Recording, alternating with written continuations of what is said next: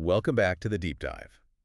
Today, we're diving into something that often runs silently in the background, but has huge implications: energy efficiency in software systems. Right. It's a critical topic. And I love this quote from Stephen Hawking to kind of set the stage. He said, energy is a bit like money. Yeah, You weren't allowed to be overdrawn. that's a perfect analogy because honestly, for decades in computing, we sort of acted like we had unlimited funds, didn't we? Yeah, like power was just free, endless, Exactly. We designed assuming that. But those days are definitely over. Energy efficiency. It's now what we call a first-class quality attribute. meaning you have to plan for it right from the start. Absolutely. You have to architect for it. And this shift, it's really being pushed by, well, three massive trends in tech today. Okay, let's hear them. I bet I can guess the first one. Mobile. You got it. Mobile devices, the battery, everyone feels that constraint every single day. It's not just nice to have, it's make or break for usability. Totally. Then second, you've got the Internet of Things, IoT, the sheer explosion in the number of devices. Billions of tiny things everywhere. Billions. And with these tiny devices, suddenly their individual power draw, the heat they generate, their small size, it all adds up. Micro-optimizations suddenly matter on a, planetary scale. Okay, mobile, IoT. What's the third? The giant in the room. Yeah. Cloud services, the server farms powering everything, their energy consumption is, well, it's staggering. Staggering is the right word. I saw a stat that seemed almost unbelievable. Which one? There are a few scary ones out there. That back in 2016, data centers used 40% more energy than the entire UK. Yeah, that's a well-known one. And more recent estimates, they're pushing that figure maybe as high as 10% of all global electricity consumption. We're talking about a massive slice of the pie. Wow, it explains why we hear these, frankly, kind of wild ideas. Like putting data centers where? Underwater, in the Arctic? I even read something about space, all just to handle cooling and power costs. Right. It shows how critical managing power has become. It's a defining operational cost now. So that brings us to our mission for this deep dive. We need to really get into the architectural side of this. Exactly. Why does energy efficiency need architecture? What are the inevitable trade-offs you have to make? And critically, what are the specific design tools, the scenarios, the tactics, the patterns that architects use to actually manage this? Okay, let's tackle that first question. It seems obvious why performance needs an architect, but why energy? Can't developers just write, efficient code? If only it were that simple. It really boils down to three things: coordination, expertise, and maturity. Coordination. Yeah. Getting real predictable energy savings usually requires system-wide approaches. You need to monitor and control things across the whole stack: servers, VMs, network gear. Right. If the architecture doesn't provide the hooks, the interfaces for that kind of monitoring and control, then individual developers might do their own thing, but it'll be fragmented. It won't achieve those big system-level goals. Now, the architecture needs to enable that coordination. Got it. What's next? Expertise, or rather the lack of it currently. Most architects and developers, frankly, haven't been trained to specifically engineer for energy efficiency. It's not really standard curriculum, is it? Not yet, no. So there's often a knowledge gap. People don't necessarily have the vocabulary or the frameworks to even think about it systematically.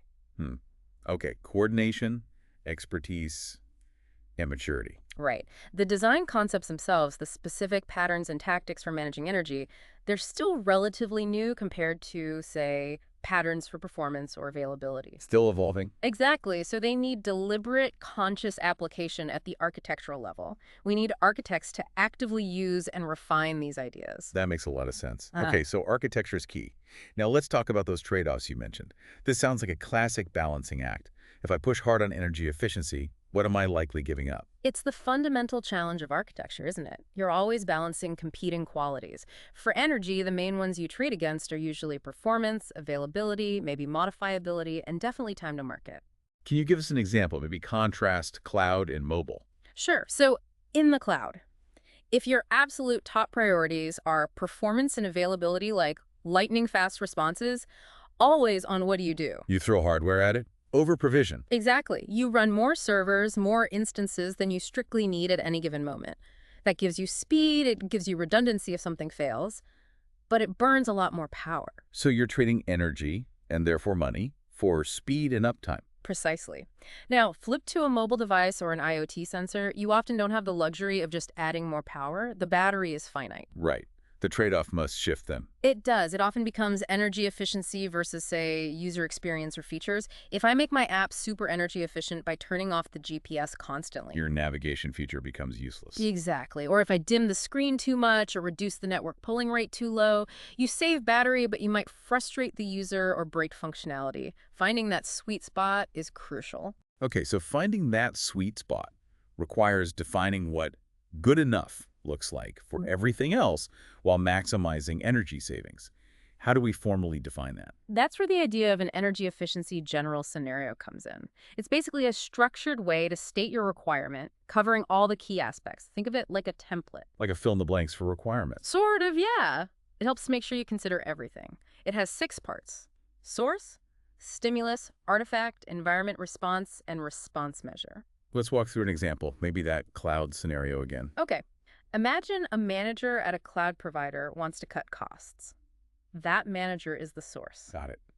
The person making the request. Right. The stimulus is what they want. Reduce average total energy usage. The specific goal. Yep.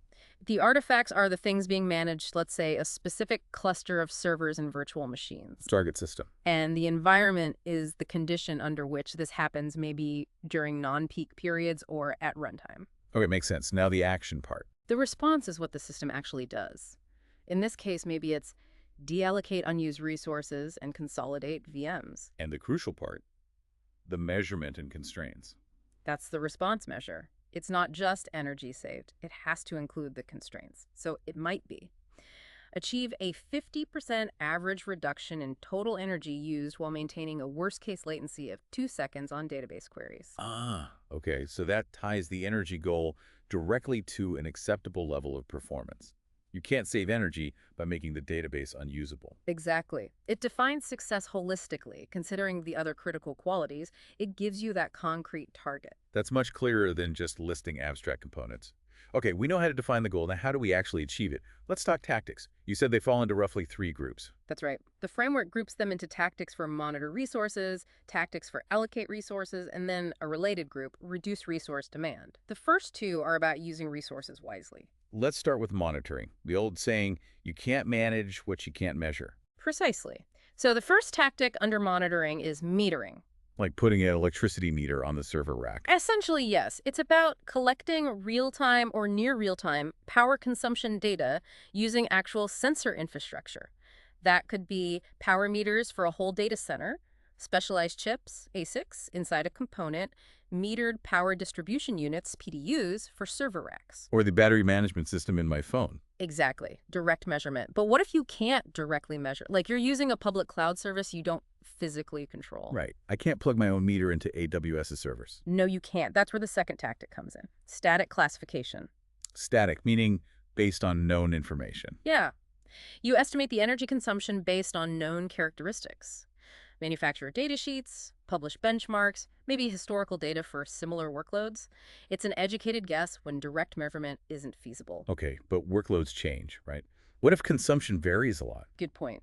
That leads to the third monitoring tactic, dynamic classification. So, estimating based on current conditions. Correct. You estimate consumption based on transient factors, like the current CPU load, network traffic, things like that. This could be as simple as a lookup table. If CPU's at 50%, estimate X watts. Or it could involve more complex regression models trained on past data or even system simulations. So, metering for direct data, static classification for estimates based on specs, dynamic classification for estimates based on current load. Makes sense. Those give you the visibility. Now you need tactics to act on that information. That's the second group. Allocate resources. This is about deciding where the work happens, with energy in mind. Exactly. Mindful assignment of work.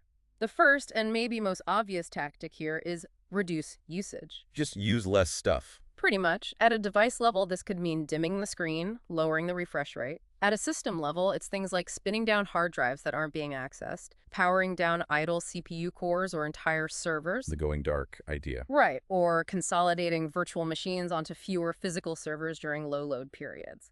And for mobile, you mentioned offloading computation earlier, sending work to the cloud. Yes.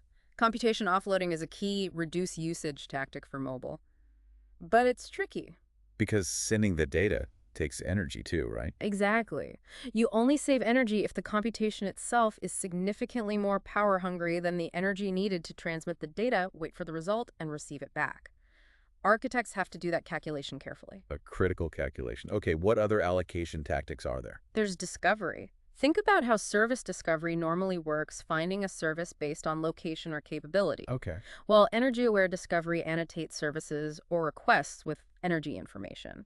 So a component needing a task done could ask, find me a provider that can do this with the lowest current energy cost. Ah, like a green service directory. So you could route work to the least loaded, most efficient server cluster. Precisely. It allows for dynamic, energy-optimized routing of tasks, especially in cloud or distributed environments. Clever. And the last allocation tactic. Schedule resources. This builds on monitoring and discovery.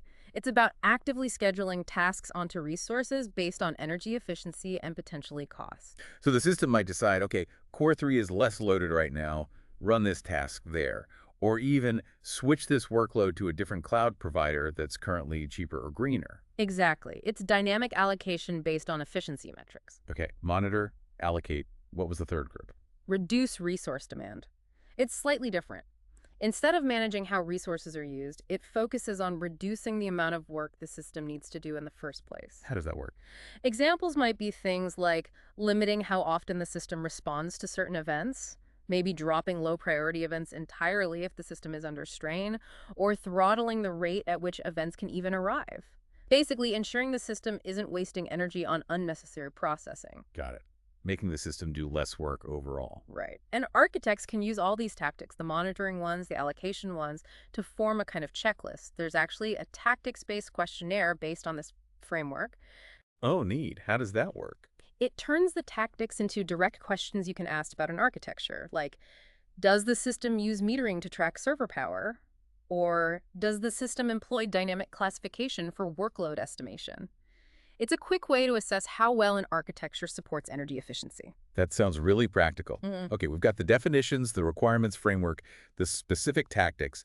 Now let's talk about putting these together into reusable solutions, architectural patterns. Yes, patterns package these ideas into common, repeatable structures. Let's look at 3 key ones for energy efficiency. First up, sensor fusion. Sensor fusion. Sounds like something from sci-fi. Maybe a little, but it's very practical, especially for battery-powered devices with multiple sensors, like smartphones or wearables. Okay, what's the core idea?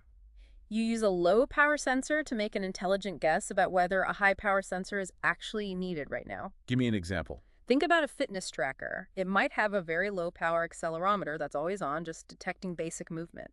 Only when the accelerometer data suggests the user has started running or cycling does the system power up the much more energy-hungry GPS sensor to get an accurate track. So the cheap sensor acts like a gatekeeper for the expensive one. Exactly. The benefit is you minimize how long that power-hungry GPS is actually running. You save significant battery life. Makes sense. What's the downside? The trade-off. Well, complexity, for one. Mhm. You need good algorithms to make reliable inferences from that low-power sensor data. And there's latency. Latency. Yeah, if the user starts running, it takes a moment for the accelerometer to detect it, then for the GPS to power up and get a fix. The user might notice that delay. Or if the inference is wrong often. Even worse, if your algorithm keeps thinking you're running when you're not and keeps firing up the GPS unnecessarily, you could actually end up using more power than just leaving the GPS on low power mode. Tricky balance. Okay, pattern 1. Sensor fusion. What's next? Pattern 2 is kill abnormal tasks. This one is really important in environments where you might have software you don't fully trust. Like apps on a smartphone. Or maybe different tenants in a cloud system. Exactly. The idea is the system monitors running processes or tasks, looking for behavior that's energy greedy or abnormal. What counts as abnormal? Like a background app that's suddenly using 100% CPU for minutes on end, or constantly accessing the network or sensors when it shouldn't be. Okay. And what does the pattern do? It interrupts or just outright kills that misbehaving task after some threshold or timeout. So if my weather app gets stuck in some weird loop trying to update, the OS might eventually shut it down to save my battery. Precisely. It's a failsafe. It protects the system and the battery from runaway processes, whether they're buggy or even malicious, like some hidden crypto mining malware. That seems essential. What's the trade-off there? Monitoring must take some energy. It does, but usually it's very small overhead. The bigger concern is usability. How so? If the system is too aggressive with its definition of abnormal, it might kill a task the user actually wanted to keep running, even if it was using a lot of power for a while. Like a big file download or a video encode. Right. Killing that could be really frustrating. So tuning the detection and potentially involving the user, this app is using a lot of power, do you want to close it, is key. Right. User control is important. Mm. Okay, sensor fusion, kill abnormal tasks. What's the third pattern? Power monitor. This one is often implemented at a lower level, maybe in the operating system or even down in the hardware drivers or firmware. Okay. What's its job? It automatically disables or powers down hardware components, interfaces, peripherals, things like Wi-Fi radios, Bluetooth, GPS, even specific blocks within its chip when they aren't actively being used by any running application. So if no app is currently asking for location data, the power monitor shuts down the GPS chip completely. Exactly. Or if you're connected via Ethernet, it might power down the Wi-Fi radio. It minimizes the idle power draw of components that aren't needed right now. The benefit seems clear. Saves power intelligently without the application necessarily even knowing. What are the catches? Latency is the big one again. When an application does need that component, it takes time to power it back on. Turning Wi-Fi back on isn't instantaneous. Right, there's a delay. And there's a more subtle issue, too. Sometimes the energy surge required to power a component up can actually be more than the energy saved by having it off for a very short period. Oh, interesting. So flicking it off and on rapidly could be worse than leaving it in a low-power idle state. It can be, yes. So an effective power monitor pattern needs really detailed knowledge of the power characteristics of each individual component. It manages the costs of startup versus idle, the time thresholds. It's not trivial to implement well. Wow. Okay, these patterns really illustrate how managing energy involves deep system knowledge and careful trade-offs. Absolutely. It really drives home that energy efficiency isn't some simple add-on. It's a core architectural concern. So wrapping this up, it's clear that energy efficiency has moved from being an afterthought, if it was thought of at all, to a fundamental quality attribute. Definitely. And it demands architects make conscious decisions, use specific techniques like monitoring and allocation, manage those difficult trade-offs, and leverage patterns like the ones we discussed. Whether you're trying to optimize massive cloud data centers or just squeeze another hour out of a smartphone battery. Exactly. It requires applying these structured architectural concepts, the scenarios, the tactics, the patterns, to tackle what's become a really critical issue, both technically and, frankly, globally. Well, thank you. This has been a fascinating deep dive into a really vital area of modern software architecture. My pleasure. It's complex, but super important stuff. And for you, our listener, we want to leave you with a final thought to chew on, inspired by the source material for today's dive. Consider this. If a company like Google managed to reduce the energy used for each search by just 1%, how much energy would that save globally in a year? It's a mind-boggling number to even estimate. Right. And then maybe compare that massive potential saving to the tiny amount of energy your brain just used thinking about that question. Yeah. It puts the scale into perspective, doesn't it? It certainly does. Keep thinking about efficiency. Keep diving deep. Thanks for joining us on the Deep Dive. We'll catch you next time.